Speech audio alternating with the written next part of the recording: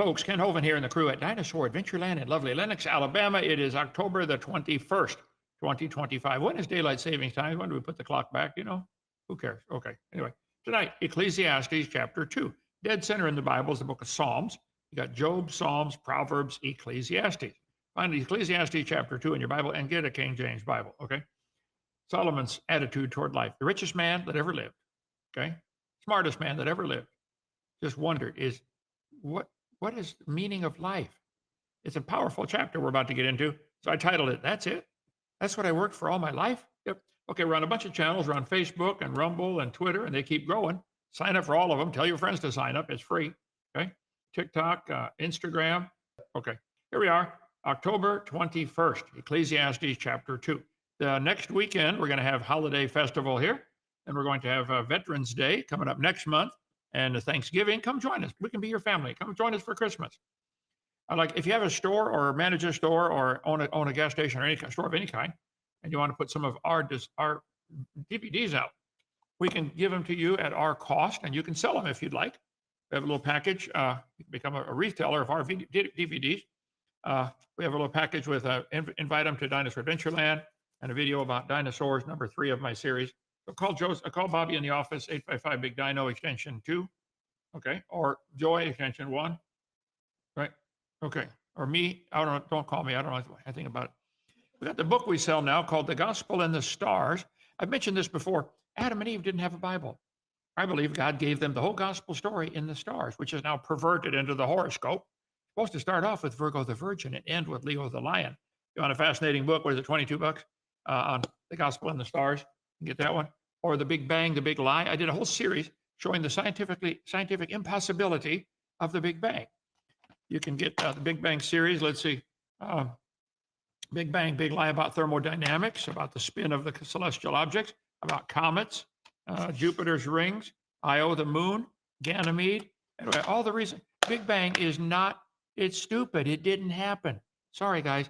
Get a new theory. Also did a whole series on making babies. None of the evolutionists answered any of them, Joseph. What happened? How on earth did this evolve? I don't just a story. Tell me, how scientifically did it evolve? The way they reproduce. They say, well, once reproduction gets started, no. Give me a step by step. Oh, some more. Anyway, if you have a bookstore, want our stuff, please, you can resell our stuff in your store. Okay. Okay, there we go, right there. There's a guy coming up North Alabama called me and said, Brother Hovind, I got a skull of a T-Rex about 4 foot by 2 foot by 4 foot. It's a replica. You can put in your fossil dig pit. Cover it with sand, have the kids carefully dig it out. Anyway, we need it brought down here. Anybody coming that way up near Chattanooga, give me a call. Or Joseph, you got his contact info? Yeah. Okay. Just go to techsupport@drdino.com, THACK, techsupport.com, and say, hey, where's that thing at? You want a gas station or I did all that already. Yeah. Anyway, we can supply them to you at our cost. So there's me on the giant swing. Come on down, see Dinosaur Adventureland. Okay. We have 6 zip lines, 2 for little kids and all kinds of fun stuff. We have a new zip line goes from the top of the tower right into Noah's Ark. I got to measure that. About 250 feet, I think. It's a long zip. Okay. Right in there. Okay. Right into the Noah's Ark. And the Noah's Ark is coming along. Great. Come on down, help us build it. We're at the expensive part now where we're going to build 6 apartments in there. We need money. Okay. I mean, the electrical, the plumbing, you know what it costs to build a house. We got to do 6 of them at one time in the end of the ark. We have so many visitors coming, our cabins fill up. So if you want to help us, now would be a good time. Okay, there's 17 lakes and ponds for fishing and swimming. Our new swing, the Hovind Hurricane. Who named it that? You did, Debbie? Okay, thank you, Debbie. Get the kids spin it around in there. They learn about centrifugal force, which is different, kinetic energy, potential energy, and how to puke sitting up. Learn it all real quickly. Okay, we're in the book of Ecclesiastes. God made the world 6,000 years ago, whether you like it or not. That's the truth. All this other billions of year stuff is baloney. The Big Bang is stupid. Watch my video series. If you disagree, call for a debate. 855 Big Dino, extension 4. Okay. Then the flood was about 4,400 years ago, and that just explains all the geology of the world. Just the tide going up and down, up and down, up and down under the moon without being interrupted, Earth covered in water, that would cause all the layers to form sideways. There is no such thing as a geologic column. Get my video number 4 for more on that, okay? And God called Abram and changed his name to Abraham about 2,000 years before Christ. Okay. Then we come to the time of Moses and Moses and the judges. And then they had time, a couple hundred years of, they didn't have a king, had judges instead. And then they got to King David, King Saul, King Solomon. King Solomon wrote Ecclesiastes, the book we're about to study. So let me go to slide number 69, enter. Ecclesiastes chapter 2. I said in my heart, go to now, I will prove thee with mirth. Therefore, enjoy pleasure. He's trying to please his heart. I think everybody wants to do that. They want to be happy. People just want happiness. That's why they get married. And later when they don't get divorced, they get happier yet, even some of them, you know. Okay. So how's your heart tonight? Are you happy? Are you fulfilled? Are you doing something that's meaningful? Now, Solomon built all kinds of things, and he said it's just futility. He said, go to now, I will prove thee with mirth. We're going to just laugh and have a good time, okay? Enjoy pleasure. And behold, this is vanity. I said of laughter, it's mad. And of mirth, what doeth it? I love laughing, and I laugh all the time pretty much, but I like those shows, America's Funniest Home Videos. My daughter's wedding was played on there 50 times. Type in Kent Hovind's daughter's wedding, 50 seconds long. You'll see. I enjoy life. I really do. I've had lots of bad things happen to me. I've been robbed by just about everybody I've trusted. You can still enjoy life. Anyway, but Solomon said, if you chase laughter, always a new joke, always a new way to laugh, something funny, it's just hollow, okay? It's not there. The word heart is mentioned in the Bible a bunch of times in this chapter, Ecclesiastes 2. What about the heart? Heart's mentioned 833 times in the Bible and 40 times just in the book of Ecclesiastes. Mirth is mentioned a bunch of times in the Bible. Mirth, we talked about that the other day. Mirth is pleasure, joy, a state of feeling merriment, demonstrative gaiety. I just feel so happy. Like, what was that commercial? I think I feel like something good is about to happen. Oh, no, that preacher. Feel like something good is about to happen to you. Maybe not, okay? You can still be happy in life, okay? If only I could spend all day watching funny baby videos. Then I'd be happy. They are funny, by the way. I love them. What are they doing with AI making the babies talk? One like Donald Trump and all that stuff. Yeah, I just need a baby picture of you, Doc. I can do it. Someplace in the what used to be the beer trailer, the Bud Light trailer is now the Sharing the Light trailer. One of those drawers, Bobby, maybe you can find it, is my baby book. My mom kept pictures of me from time born on and up. It's a big 3-ring binder about that wide. It's faded blue. It's kind of a canvas, kind of a cloth-like cover someplace in there. See if you can find it. Get some pictures of me as a kid. That'll keep the rats away. Okay. Anyway, here are things I've discovered, Solomon said, that do not bring happiness and peace. Mirth, chasing mirth, always doing things to make me feel merry. It doesn't really get to the root of the problem. Okay. Laughter, always joking, hearing funny stories. I love jokes as good as anybody, but this doesn't, that's not the meaning of life. He said, I sought in my heart to give myself to wine, yet acquainting my heart with wisdom. I didn't want to get so drunk I couldn't lose my mind, but he wanted to chase wine and lay hold on folly till I might see what was good. What was that good for the sons of men, which they should do under the sun all the days of their life? I made me great works. I builded me houses. I planted me vineyards. Some people have that attitude. Boy, if only I could spend all day sitting around drinking wine, I'd be happy. You really think? I've never tasted it. I don't know. But I've seen it ruin a lot of lives. Boy, if only I could spend all day building my own house, then I'd be happy. Well, let's see, I built 4 or 5 of them. Yeah, I love building. And okay, that's not the real meaning of life. If only I could plant a vineyard and work all day in my vineyard. Do you think that'd make you happy? Yeah. Here are things that I discovered, Solomon said, that don't work. Mirth, laughter, wine, folly, goofing off, building civic projects, building houses, having a beautiful vineyard. That's not going to satisfy, okay? Working in a vineyard has many benefits, but they're short term. None of us will have the money to pour into vineyards like Solomon did, okay? He said it was not a lasting satisfaction. I made me gardens and orchards. I planted trees of them, all kinds of fruit. Some people love to plant fruit trees and love to, prune them and all that stuff and grafting, and that's fun. But is that the meaning of life? I made me pools of water to water therewith the wood that bringeth forth trees. Boy, if only I could spend all day in my garden, my orchard. Then I'd be happy. You think so? A lot of people chase that dream.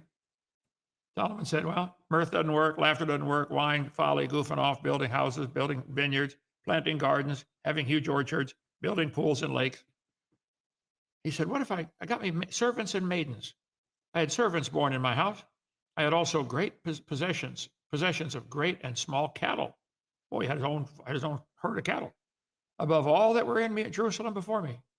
Boy, if I only had lots of servants to do all my work, then I'd be happy. You think so? You think if you hired 20 people to do everything for you, do the laundry, do the dishes, yeah. You think that'd make you happy? Solomon had plenty of money for that, and he tried it. Didn't work. Only had lots of cows, then I'd be happy. Somebody said, you know why cows have that stupid look on their face? They're stupid. Yeah. We got some up there to prove it, okay? Boy, if only I had mirth and laughter and wine and goofing off and folly and building houses. If only I had gardens and orchards and laborers and pools and lakes, huge staff to do all my work and lots of cows. He had all that, and he said it didn't work, okay? I gathered me silver and gold. Ooh, that'll make me happy. And the peculiar treasure of kings and of the provinces. I got me men singers and women singers, had my own choir. Yeah, had my own band. And the delights of the sons of men as musical instruments. And that of all sorts, all kinds of musical instruments, all kinds of silver and gold. You think that'll make you happy? If you had a bunch of gold, a bunch of silver? People steal that stuff, you know. If only I had my private band, then I'd be happy. You think so? Solomon said, look, that didn't work, that didn't work, that didn't work. None of this worked. Sorry. None of it worked. He said, I was great. And I increased more than all that were before me in Jerusalem. Also, my wisdom remained with me. As he got richer and richer, he stayed the smartest guy ever. Whatsoever my eyes desired, I kept not from them. He could go shopping, never worry about the bill. Just walk down the aisle. I'll take that. I'll take that. I'll take that. He said, I didn't keep anything back. If I wanted it, I got it. I withheld not my heart from any joy. He's trying to please the heart in all my labor, and this was my portion of all my labor. Then I looked on all the works that my hands had wrought. After he had it all, he sat back and looked at it. Okay, I got it all. I got the fancy house, got the fancy throne, got a bunch of servants, got my own private army, had singing men and singing women. Full-time job was to sing to please Solomon. And on the labor that I'd labored to do, and behold, all was vanity and vexation of spirit. There was no profit under the sun. I looked at all I'd built and realized it was all vanity. Are you going to get to the end of your life and look back and say, I really wasted my life on dumb stuff, didn't I? People look back and they, how much money have you spent on cigarettes? How much money have you spent on alcohol or Pepsi or Coke or something, you know? What have you spent? Where'd it go? Think about it, okay? All you get is a little dash between a couple dates. What are you going to do at the end? I was preaching in, I think it was Connecticut, I don't remember now, someplace New England, I believe, and a guy named Brett came there. He said, Brother Hovind, I'm third in the nation racing motorcycles. Wow.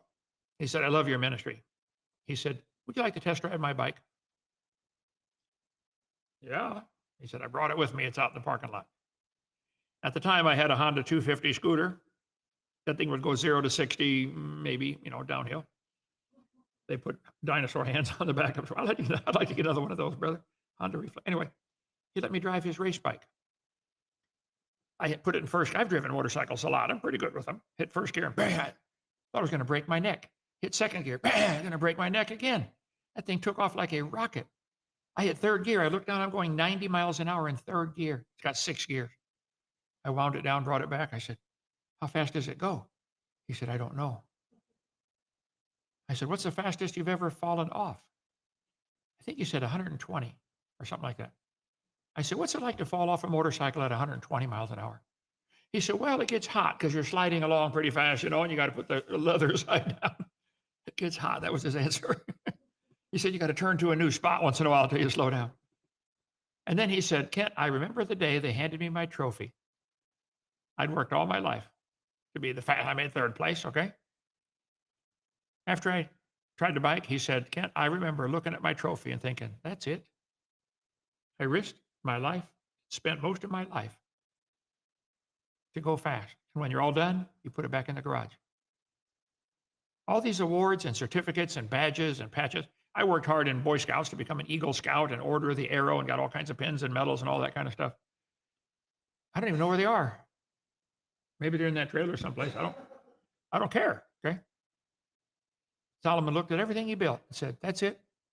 I worked my life to build all this, and it's all going to burn. He said, I turned myself to behold wisdom and madness and folly. For what can a man do that cometh after the king? Hey, you think you can top Solomon? Think you can make, 666 talents of gold every year? Quite an income, okay? Even that which hath been done already. You're never going to top that. So what are you going to do? What are you spending your time and energy and money on? It's up to you. I mean, and up to me. I do it. What do you do? Then I saw that wisdom excelleth folly, as far as light excelleth darkness.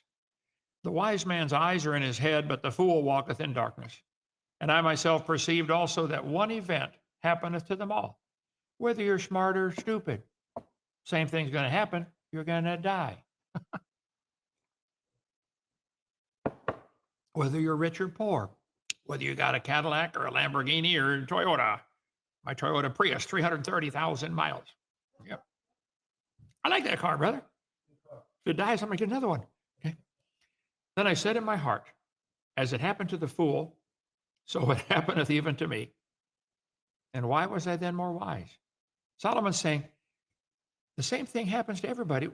Why am I smarter than them when we're all going to the same place? Then I said in my heart that this also is vanity. This is where we all end up.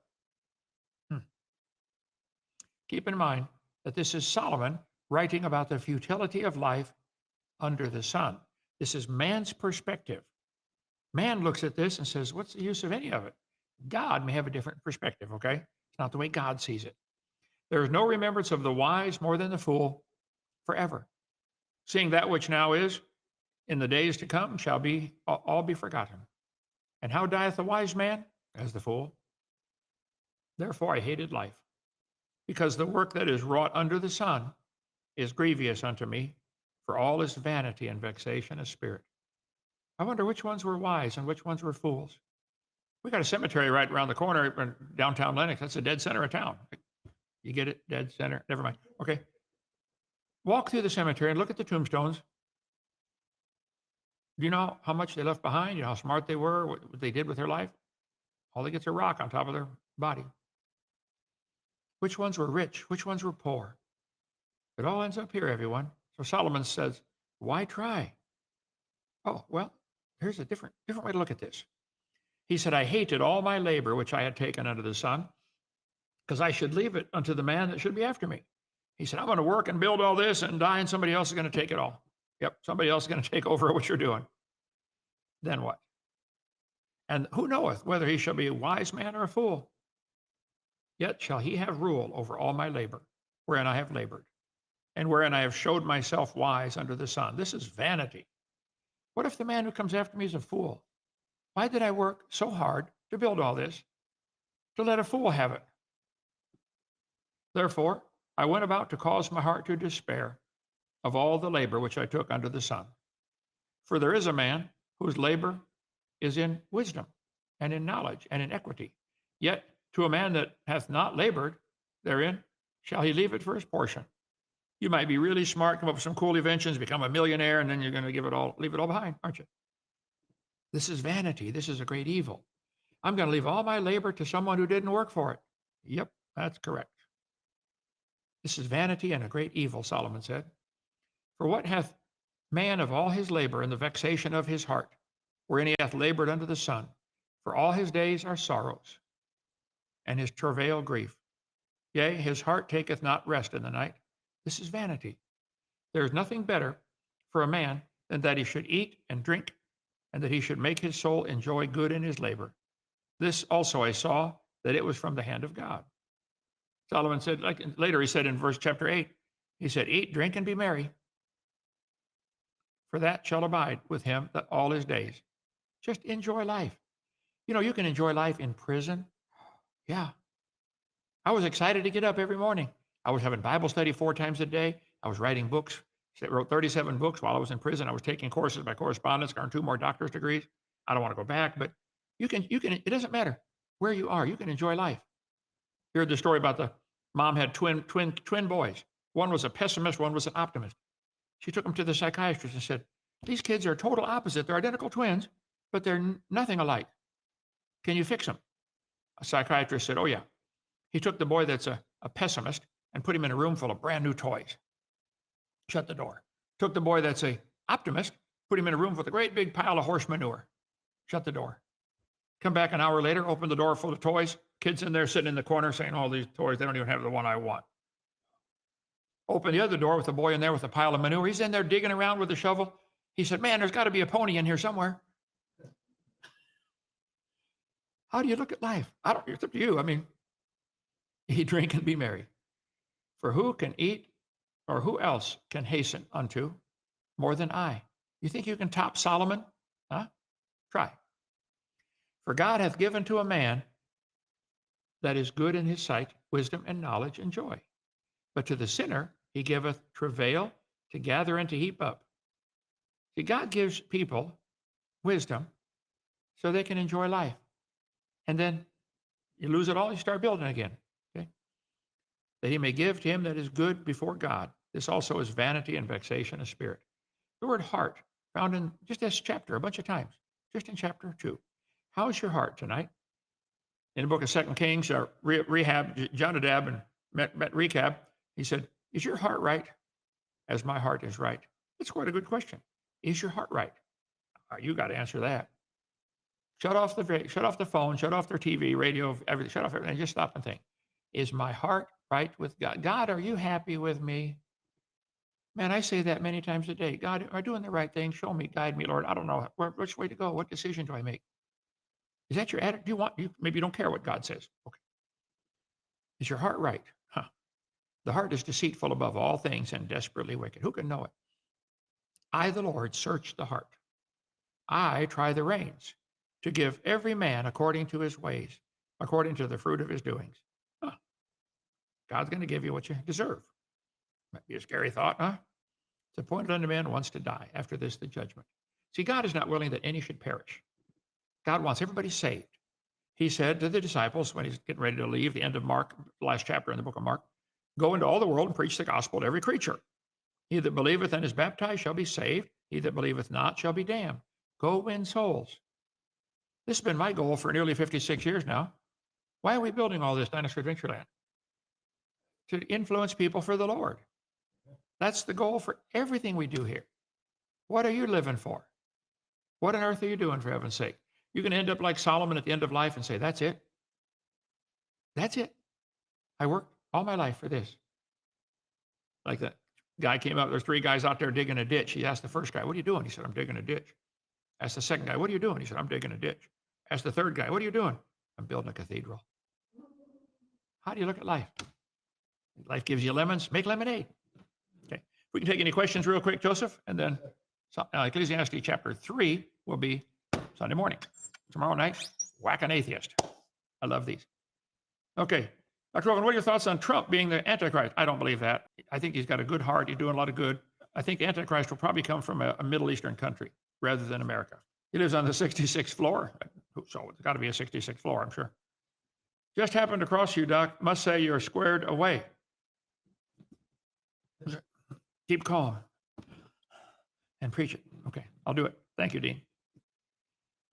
Where on earth has a geologic column been found? In the textbook. That's the only place. It doesn't exist. Watch that video, Experiments in Stratification. As the water's going sideways, it makes 8 or 10 layers at the same time. They progress downstream. The layers do not grow this way, they grow this way. Atheists, I know that's your Bible, and I know it upsets you when I say it's really stupid. It doesn't exist. This is fiction, pure fiction. This is a fairy tale. It's a propaganda poster. It does not exist anywhere in the world. There's no such thing as a Jurassic age, or Cenozoic, or Mesozoic, Paleozoic. None of it exists. Disagree? Call in for a debate. Okay? Ken Hovind, what's your opinion about the USA, United States? I love it. I've been here all my life. I think it was an experiment. Can man govern under God's laws? God wanted the Jews to do that. He gave them the laws, and they didn't do very good. So our founders said, we hold these truths to be self-evident. All men are created equal. They're endowed by their creator with certain rights. The philosophy of America was, and still is some parts, you have rights to do things because God gave you the right. Under communism, none of that exists. You only have the rights the government gives you. Communism has never worked. Okay? Democracies have never worked where the majority can vote to execute the minority. I'm sorry. Yes, I love it. Love it here. Okay, let's see. What do you know about 3 earth ages? Peter talks about the heavens and the earth being destroyed in the first well, I think the first earth was destroyed by the flood. It's the same planet, just got the surface rearranged and killed all the people. If that's what you mean, the first age was the age pre-flood. And the second age we're in now, and there's a third age coming when God's going to make new heaven and new earth. It's on the chart behind me here. Let's see. Oh, this way. New heavens and new earth. Yeah. These charts are what? $10 for the small one, and well, how much for the big one, Joseph? Yeah. Okay. Well, I poured a whole lot of time and hours and money and thinking into that. Okay. What is in the waters under the earth? It says we're not to make a graven image or likeness of. I don't think it says the water. Maybe I have to look at that verse. Thou shalt not make a graven image of anything in heaven or in earth or under the earth. I guess I never really put my brain on that one. Yeah, I'll think about that. Good question. Okay. Why do atheists worship a dot? They're desperate. Got to worship something. Get my series, The Big Bang. It didn't happen, guys. It didn't happen. Sorry. Get a new theory. Get one that involves some common sense. You can't squeeze a cup of water into a dot, let alone the whole Pacific Ocean. Okay, a couple more there. Thank you. What are you doing? Oh, thank you for what you're doing. Well, thank you. Appreciate that, Michael. Let's see. You ever get tired of answering the same questions all over again? Not yet.